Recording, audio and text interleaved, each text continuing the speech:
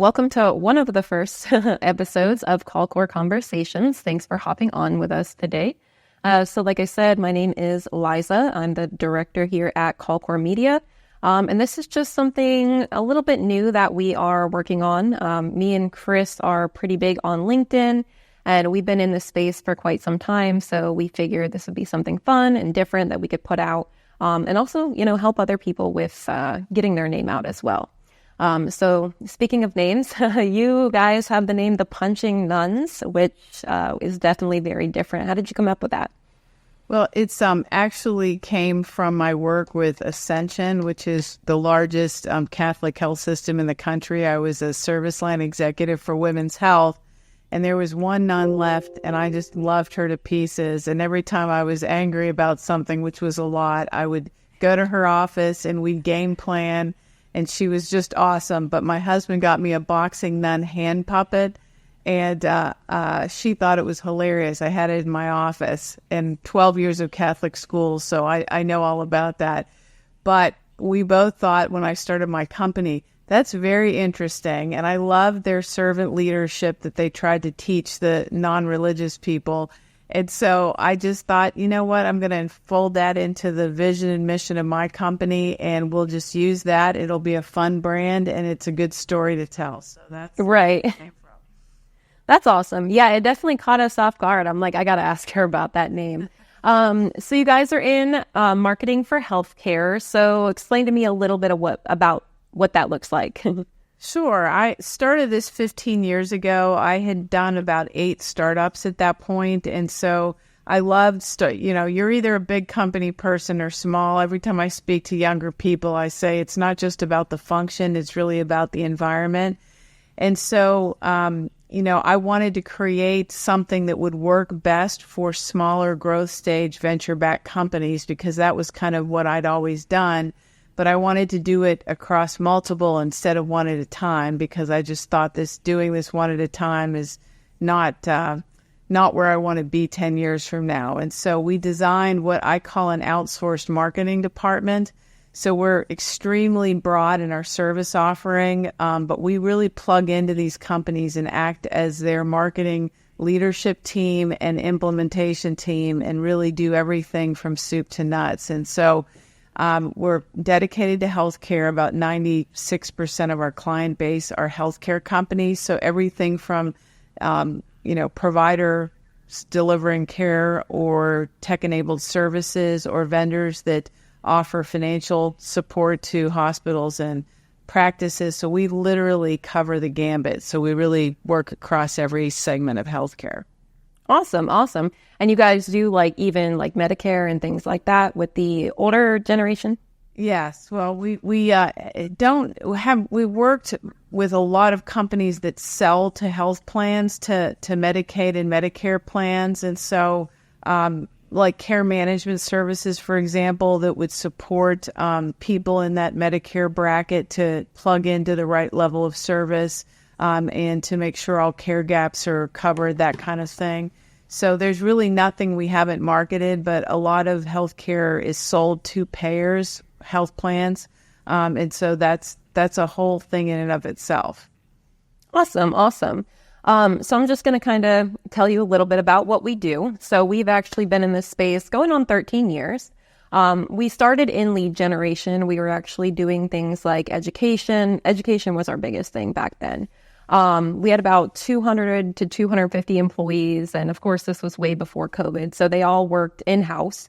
And with education, it was very successful for a while, but it started to get watered down and oversaturated. So we switched to call to hire campaigns, which was like Lyft and DoorDash and that type of thing.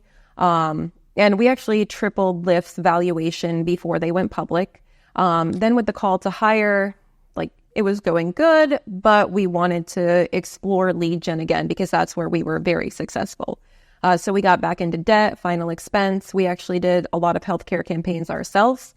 I actually started with this company on the phone for Medicare and the Affordable Care Act. So do have a little bit of experience with healthcare marketing myself. And then I was promoted from there to floor manager and now up to director. Then with that, we started seeing the same things that we did in education. It became watered down and, very oversaturated. There was a lot of brokers in this space dealing with brokers. Like sometimes you can buy a phone call from them and it's going through 6 people before it ends up at the actual buyer itself. So we, selling calls and buying calls at that time, we started facing a lot of different issues, connection issues, because, things weren't set up correctly on the back end, broken reports. So, when you're trying to monitor your quality and the reporting is wrong, it kind of hinders you there. And just a lot of things in that space. So we actually, from there, started offering our consulting services. And we handle a lot of different stuff for many different centers, anything on the back end of the call center. So from their dialer, their CRM, any automated reporting they need. We even can help manage their agents and any tech setups they can possibly think of. We have a wizard here who is our tech guy, and he can handle anything. And, even doing their hiring and quality assurance. So also in that, we started working with a lot of buyers who were facing the same issues that we were. So we started offering also exclusivity campaigns. With these exclusivity campaigns, the buyers are in full control of what they want the script to look like, what they want the quality assurance process to look like, what they want the reporting to look like. They manage, what their CPA is. Tell me about probably your best healthcare marketing campaign that you led. What were the strategies that you put in there, the goals and the results that came out of them? We've worked with about 165 companies over the last 15 years, and so many different stories, and they're all different. But, for our clients, an exit, an acquisition, those kinds of things are usually sort of the ultimate sign of success. But in getting there, we build brands that are very differentiated, and then, really initiate. I always say if we're not generating leads, then there's really no value ultimately to our efforts. So I would say in terms of best brand we've ever developed, there's a company in Murfreesboro, Tennessee, outside of Nashville, called 12 Stone Health Partners. And that brand was kind of the vision of the CEO, who's a pharmacist and now a state senator here in Tennessee. But it was really meant to kind of express his value structure. And so everything we've done there, from the design of, it's an infusion, specialty pharmacy with an infusion suite business, is designed to really express the brand in such a beautiful way. And they've now built to 21 centers across the Southeast and are doing quite well. From a lead gen standpoint, we worked with a company in California that had gone public since, but it was a scribing solution. So offshore scribing, people listening to medical appointments and then developing the notes, et cetera, for the physician, in order to kind of improve quality and make sure that all of the gaps are addressed and all the notes are put in the system like they need to be, because sometimes physicians get busy. But we were able to build a crazy big funnel that was about $100 million worth of lead gen opportunity direct at physician practices, which is a really hard type of lead generation to do. But we're able to do that through a variety of digital strategies that were very successful.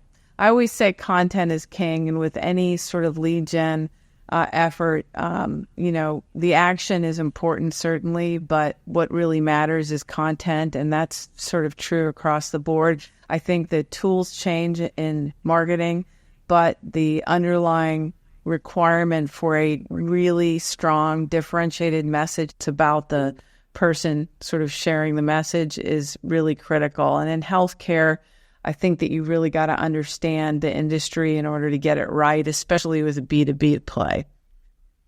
Right.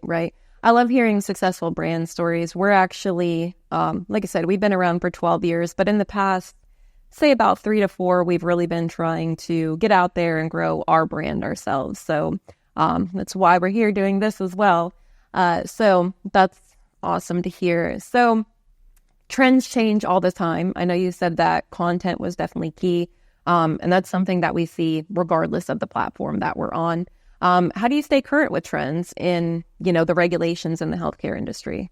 Well, that's obviously, as I grow older, I've forgotten more than I remember. But having people on your team that are tech savvy, I often say in marketing that there are 4 disciplines. There's project management, which is important. There's content development.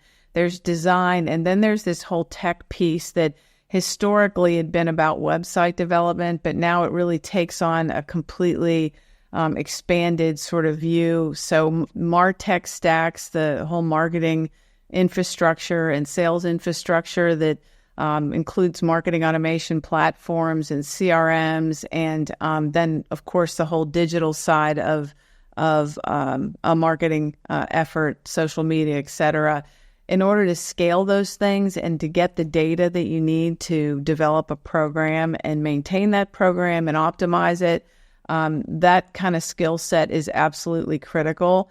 Because we do integrated programs and really support clients across everything, it matters to us. We don't want to create great content nobody ever sees, and we need to put points on the board in order to maintain our relationships, which, on average last more than a couple of years, which we're very proud of. So getting that tech piece right is important, and it's important, again, for scale and for data, so that you can go back to the client and say, here's what we've accomplished, here's, where we started and what we've grown to.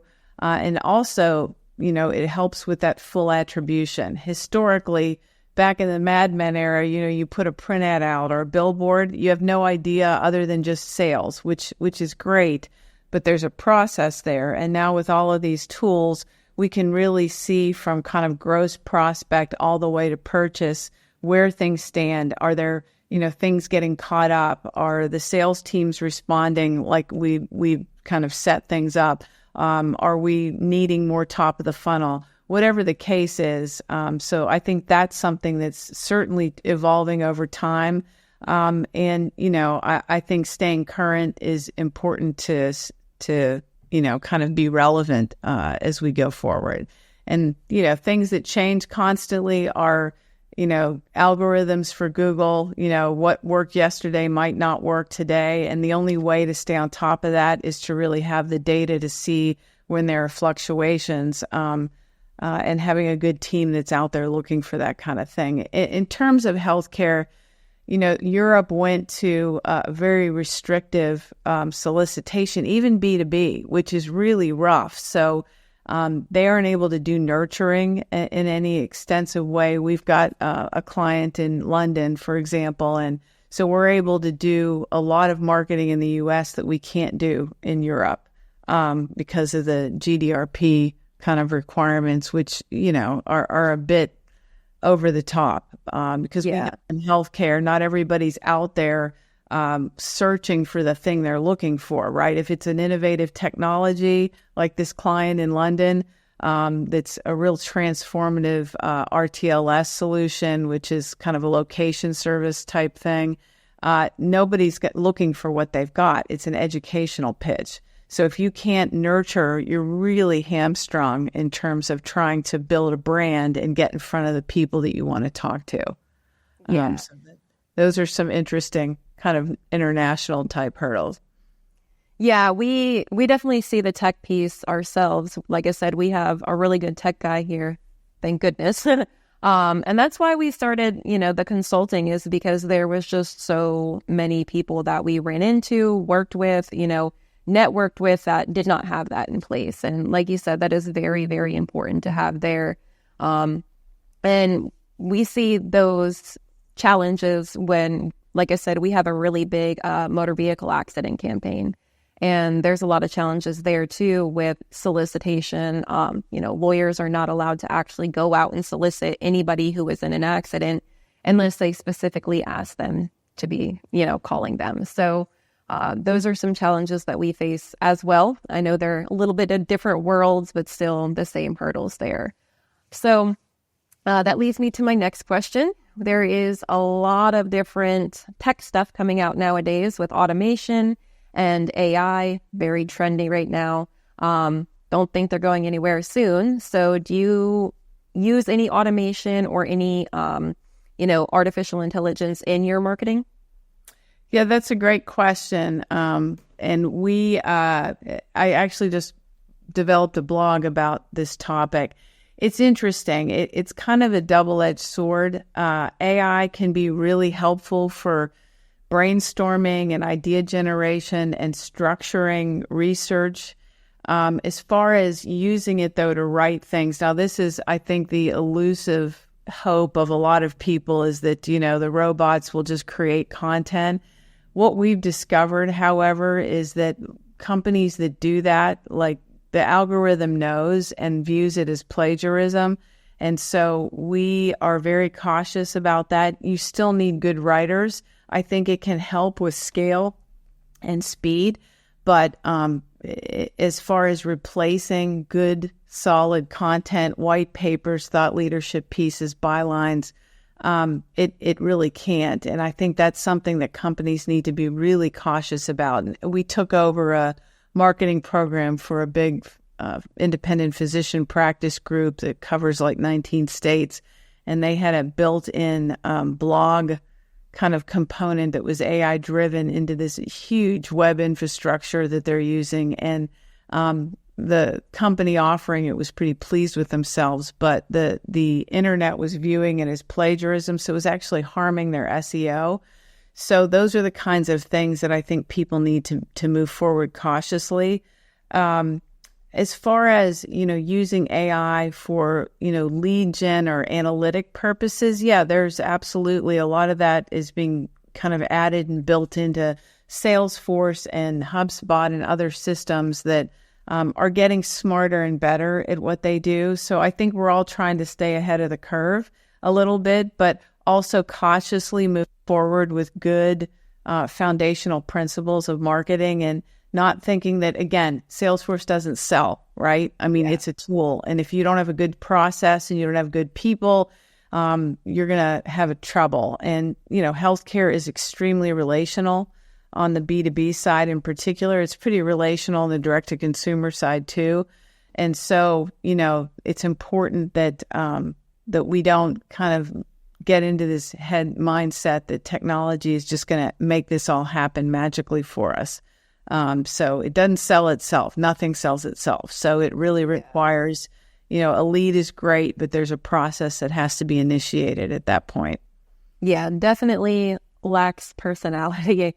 I see a lot of times, a lot of these new creators that are coming out and, on LinkedIn or on different platforms, and a lot of their content is AI. And as soon as you look at it, you can automatically tell.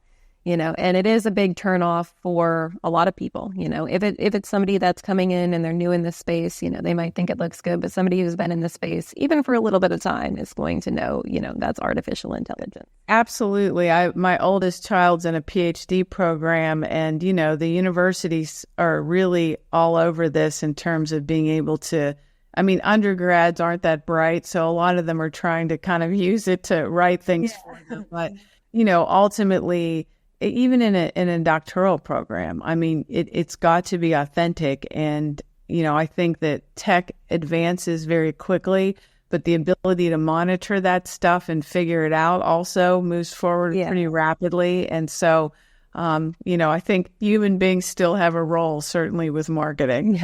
Yeah, for sure.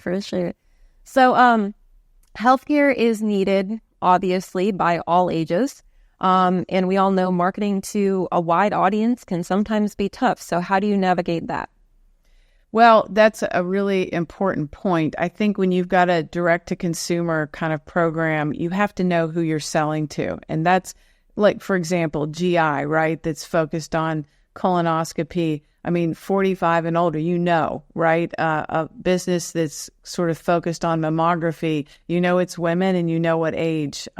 Those things change over time based on, directives from the government and industry organizations. But healthcare generally, who you're trying to appeal to. The thing that can get tricky is, you've got to go to where they are.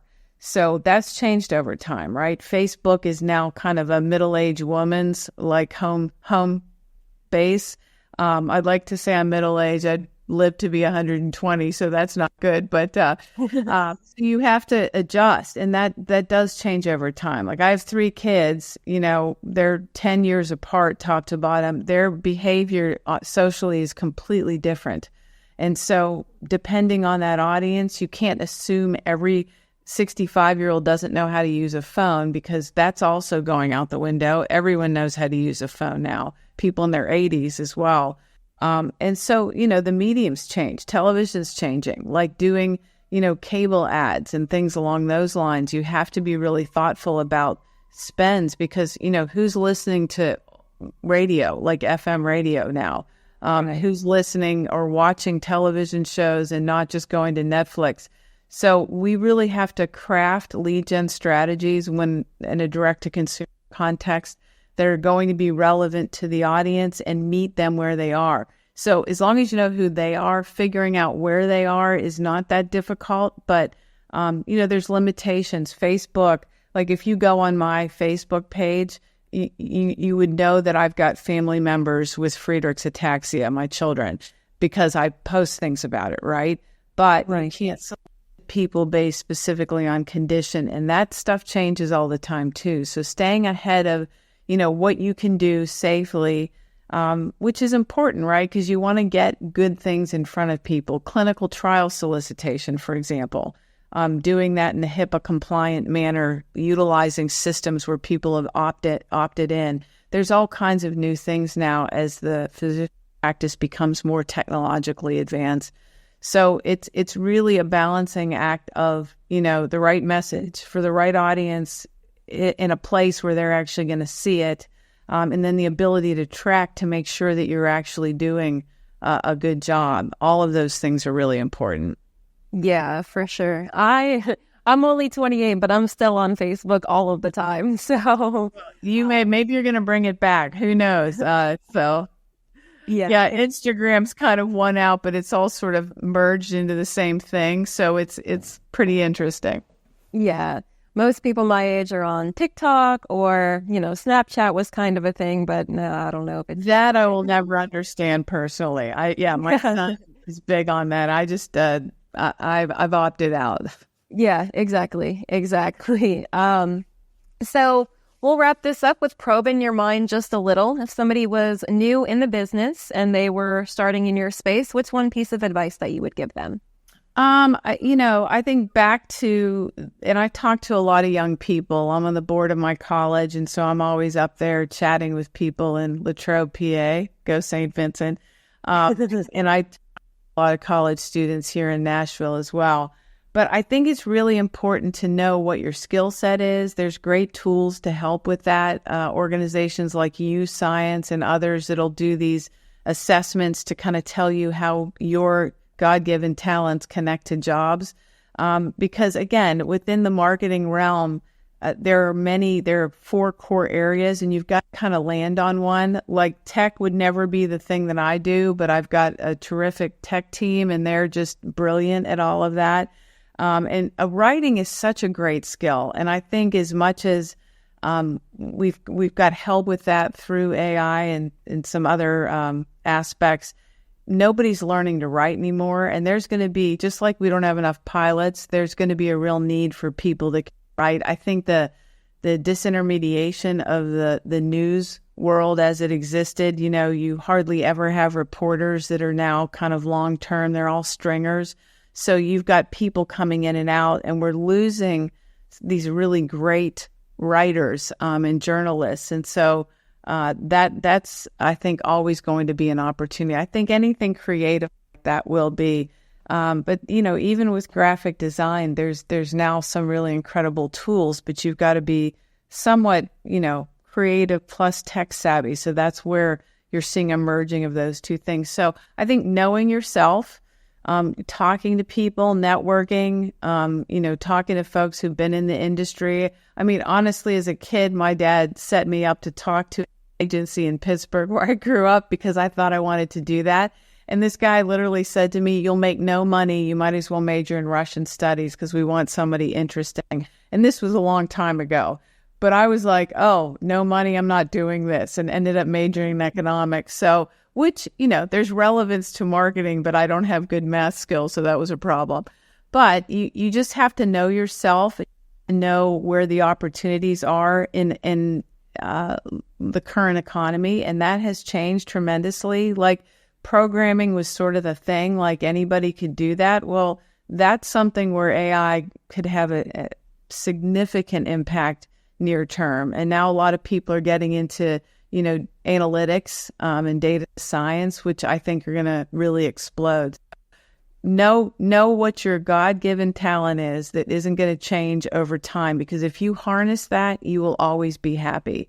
If you go into something just for money, years ago, a nice fella was running a sales team, but he was a chemical engineer, and he'd done it because of money, and he was miserable. So, find the thing that's going to fill you up, talk to a ton of people, and then determine what kind of work environment you like. Are you somebody who can work from home? A lot of people can, and some people can't. They need the socialization. So learn those things by trying some stuff out. And then ultimately, a good woman told me once I was unemployable. She meant, go do your own thing. And that was the kick I needed because I was afraid, 3 little kids, and I was single. But so grateful I started my company. It's been a great joy and really blessed me and a bunch of other people. So I'm very grateful for that. That's very good advice. And I find that when you find that tech person and the creative person and you put them together, good things can happen there. Absolutely. But we still need people who can write in spite of that. So that's, you have all the things. You really can't just do one or the other, right? Yeah. I'm actually glad that you kind of honed in on writing, because that's something that I've been working on personally. I do a lot of different things here, but one of them is, I'm very big on LinkedIn and trying to, again, build the CallCore brand. And writing is something that I have, over the past, I would say about year, tried to really focus on and get better at, because at first I was like, I sound like I'm in 6th grade. Well, it's a skill like anything else, but, keep at it. Someday you may write a book. I did that last year, so check that off my bucket list. But it's important, I think, being able to express ourselves. I mean, really, the key to developing relationships that absolutely connect people to great sources of things or solutions, whatever the case might be, is clear communication. And I feel like in this world we live in now that is so social media directed, our attention spans are very short and we're losing that, but it's still necessary. So I don't think that's going to go away. Yeah, absolutely. Communication is a very big skill that not many people have nowadays. So just something like that can be a big asset.